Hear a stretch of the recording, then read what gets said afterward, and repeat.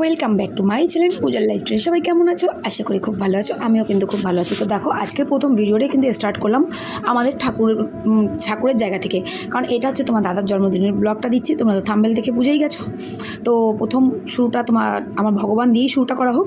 তো আজকে ঠাকুরকে এইভাবে সাজিয়ে গুছিয়ে কালাকাঁদ সন্দেশ দিয়ে পুজো দেওয়া হয়েছে, কারণ আজকে তোমার দাদার যেহেতু জন্মদিন। প্রত্যেকবার তোমরা জানো, প্রত্যেকবার আমি তোমার দাদার জন্মদিনে আমি কালীবাড়িতে গিয়ে পুজো দিই, বাট এইবার আমার শরীর ভালো না থাকার জন্য খুব একটা, আর এমনি আমার বাধা ছিল, তার জন্য আমি আরোই যেতে পারিনি পুজো দিতে। নাহলে আমি বাধা না পড়লে আমি অবশ্যই যেতাম। তো যাই হোক, ভাবলাম মন্দিরে যখন পুজো দিতে যেতে পারিনি, তাহলে বাড়িতেই দিয়ে দিই পুজোটা। তো এই দেখো, সাজিয়ে গুছিয়ে কিন্তু বাড়িতে পুরো পুজোটা দেওয়া যায়। এই পুজোটা কিন্তু সুন্দর করে যেটা দেখছো, পুরো কানে ফুল টুল গুঁজে দিয়েছে গোপালের, এটা কিন্তু আমার শান দিয়েছে পুজোটা পুরো, কারণ আমরা কাজে এতটাই ব্যস্ত ছিলাম। তাই শানকে বলেছিলাম, বাবা পুজোটা তুই দিয়ে দে। আর পুরো ভিডিও কিন্তু শান করেছে, আমি কিন্তু কোনো ভিডিও করিনি। তো এখানে আমি হচ্ছি রান্নার, এখানে আমি দাঁড়িয়ে গেছি, কারণ তোমার দাদাকে যে রান্নাটা করে দেওয়া হবে সেটা তো আমি আর মা এখানে রান্নাটা করছি। আর পেছনে মানে বাড়ির পিছনে উঠোনে রাতের রান্নার ব্যবস্থা হচ্ছে, সবাই যারা খাবে সেই রান্নাটা। তো এখানে রান্না কী হয়েছে দেখো, মাটন, বাঁধাকপি, পনির, ভেজ ডাল মাছের মাথা দিয়ে ডাল, এগুলো সব হয়েছে। সেটা তোমাদের পরে আমি দেখাচ্ছি পুরোটাই কী কী রান্না হয়েছে। তো এখনও কিন্তু রান্নার তোড়জোড় চলছে। এই যে এখানে আদা রসুন সব পেস্ট হচ্ছে, যেহেতু রাতের রান্নার জন্য। আর এই দেখো, রাতের রান্নার এখানে চাল ঠাল সব নেওয়া হচ্ছে। এই যে উঠোনে দেখো, আমাদের পাশাপাশি বাড়ির বৌদিরা সবাই বসে কাজবাজ করছে, কারণ আমাদের বাড়িতে কোনো অনুষ্ঠান হলে পরে আমাদের পাড়া প্রতিবেশী আমরা সবাই একসাথে মজা করে ব্যাপারটা করি। এরকম কোনো ব্যাপার নয় যে আমাদের বাড়ির অনুষ্ঠানে আমরা একাই করবো, এরকমটা কোনো ব্যাপার নয়। যে তোমার দাদা পেঁয়াজ কাটছে, আমার বাবা আছে এখানে, তারপরে এই বৌদিটা সবজি আলু টালু কেটে দিচ্ছে, তার আমাদের পাশে বাড়ি একটা দাদা সে রান্না করেছে। মানে এটা হচ্ছে আমাদের পেছনে উঠোনে, আর এই উঠোনেই কিন্তু আমাদের কালী পুজো হবে, সেটা তোমাদের আমি পরে সবটা দেখাবো ওখানে। আর এখানেই কিন্তু রাতের রান্নাটা আমাদের হচ্ছিলো, আর সামনে করছিলাম তোমার দাদার খাওয়ার রান্নাটা। তো আমি মা মিলে তোমার দাদার জন্মদিনে যে 5 রকম রান্না করে দেবো সেটা করছিলাম। তো আর তার উপর তো বৃষ্টি, বুঝতেই পারছো। সবচেয়ে বড় কথা, একবারই বৃষ্টিটা হয়েছে, তারপরে আর কোনো বৃষ্টি ছিল না। তোমার দাদা, আমার বাবা সবাই দেখো এখানে বসে এখানে কাটাকুটি সব করছিল। আর বাপি বোধহয় সামনে ছিল, বাপি এই সময়টা সামনে মাংসটা ধুচ্ছিল, কারণ চিকেন আনা হয়েছে। ওই যে বাপি চিকেন কলপারে ঢুকে বাপি চিকেনটা ধুচ্ছিল। এই যে দেখো, 1 গামলা চিকেন সব আনা হয়েছিল, সেগুলো ধোয়াধুয়ি হচ্ছিলো। আর এইদিকে দেখো তোমার মা আবার কিন্তু এইদিকে তোমার দাদারকে খেতে দেবে, তার জন্য সব প্রিপারেশান নেওয়া হচ্ছিলো, যেটা হয় আর কি, সব দিকটা মেনটেন করা, মানে বুঝতে পারছো তো। আর আমি যে কী চাপের মধ্যে আছি সে শুধুমাত্র আমিই জানি। আর এই ব্লগটা তোমাদের আজকে দিলাম, আর তোমার দাদাকে কী গিফট পেয়েছে সেই গিফট ওপেনিংয়ের ব্লগটা তোমাদের পরের ব্লগে আমি দেবো, কারণ একটা ব্লগের মধ্যে দিলে অনেক বড় হয়ে যাবে। তো এখানে তোমার দাদা বসে বসে কিন্তু আনারস কাটছিল, দেখতেই পাচ্ছ, কারণ আমাদের অনুষ্ঠানে হয়েছিল আনারসের চাটনি। চলো এবার তোমার দাদাকে একটু খেতে দিয়ে দিন। তো খাবার এখানে সাজানো হচ্ছে, 5 রকমের ভাজা ছিল, কুমড়ো ভাজা, বরবটি ভাজা, পটল ভাজা, মাছ ভাজা, আলু ভাজা, বেগুন ভাজা। এখানে ছিল 5 রকমের ফল, কলা, আপেল, পেয়ারা, আম, মৌসুমি লেবু। আর এদিকে খাবারে ছিল হচ্ছে মাছের মাথা দিয়ে ডাল, বাঁধাকপি, পনিরের তরকারি, মাটন, আনারসের চাটনি। তোমার দাদা অ্যাকচুয়ালি চালের পায়েস খায় না, তোমরা প্রত্যেকবারই আমি তোমাদেরকে বলি কথা, ও সিমইটা ভালো খায়, তো ওকে দিচ্ছিলাম সিমই। এইদিকে রসগোল্লা, দই আর একটা ফুটি। এই ছিল তোমার দাদার দুপুরের লাঞ্চটা, এই দিয়ে সারা হয়েছিল। দেখতেই পাচ্ছ সাজানোটা কেমন হয়েছে, তোমরা কিন্তু অবশ্যই আমাকে জানিও। এই রান্নাগুলো পুরোটাই মা আর আমি মিলে করেছি, দুজন মিলে যতটুকু পেরেছি, কারণ দেখো রাতের কোনো অনুষ্ঠান থাকলে দিনের বেলা অতটা পসিবল হয়ে ওঠে না। এই জিনিসটা তোমরা আমার জন্মদিনও দেখেছো যে একটুখানি পায়েস মুখে তুলে দিতে হয় আমাদের, তাই একটুখানি মা বাপি সবাই মিলে রাতে, সেটাই রাতে যে কী খাওয়াই দেবো সেটাই বাকি আছে। নমস্কার, কি আবার খাই দাও একটু, ভালো হয়েছে, বেশি মিষ্টি হয়েছে, ভালো হয়েছে, খা ব্যাস ব্যাস, খাই দে এই তুই খা, ও বানাও তো,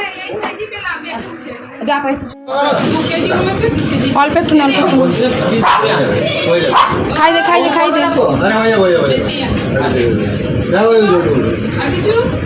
ऐशान খাও তো ভিখে নি সাবধানে একটু আসো না, গরু খ্যাকায় ধরবে না, এলে আমাকে খাওয়াতে হবে। ক্যামেরাটা চলছে, ক্যামেরা কিন্তু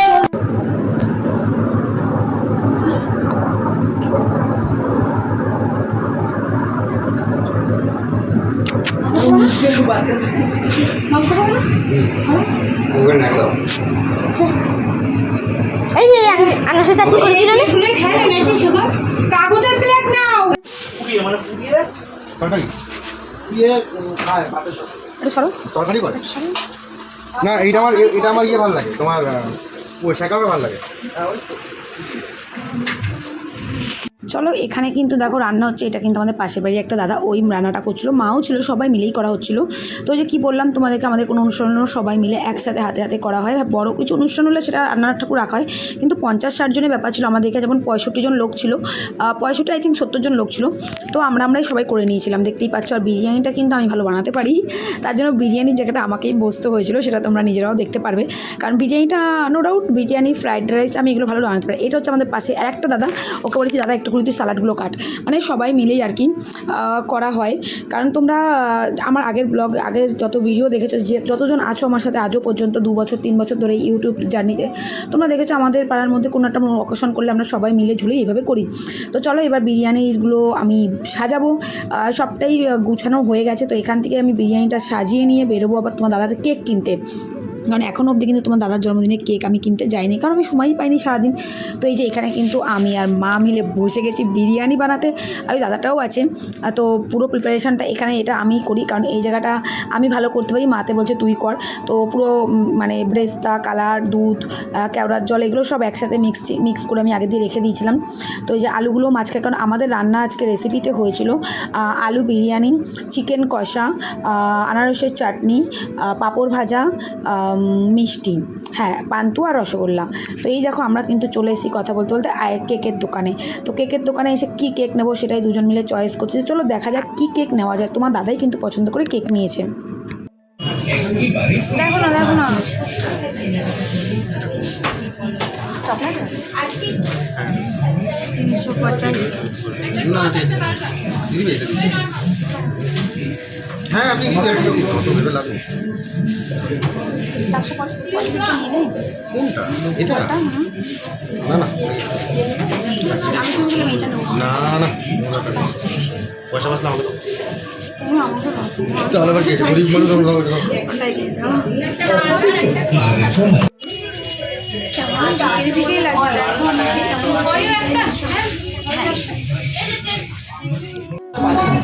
কি হচ্ছে? ঠিক আছে, আচ্ছা দেখো সব গিফট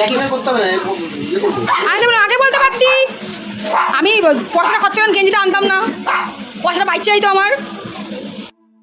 তো এই যে এখানে হচ্ছে কেক, তোমার দাদার কেক দেখো গরমে গলে গলে যাচ্ছিলো, এরকম একটা ব্যাপার হচ্ছিলো। আর এখানে সবাই কিন্তু ভীষণ নাচানাচি করেছে, ভীষণ মজা করেছে, সেটা তোমাদের পরে দেখাচ্ছি। দেখো হ্যাপি বার্থডে আমাদের সবার বলা শুরু হয়ে গেছে, এখানে গান চলছিল, কিন্তু গানটা তো আমরা দিতে পারবো না। আর ভিডিওটা কিন্তু করছিল শান, আর ওখানে কিন্তু যে শুভর মেয়েও রয়েছে, দেখো পিত্তি কালারের জামাটা পরা, ওটা কিন্তু ওর মেয়ে রয়েছে।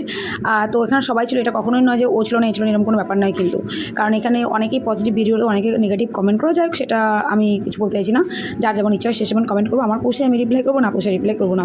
তো যাই হোক এখানে কেক ঠেকগুলো কাটা হচ্ছে, সবাই ভীষণ ভীষণ ভীষণ রকম মজা করেছি আমরা, কিন্তু ব্লগটা দিতে অনেকটা লেট হয়ে গেল, এটাই যা, আর কিছুই না।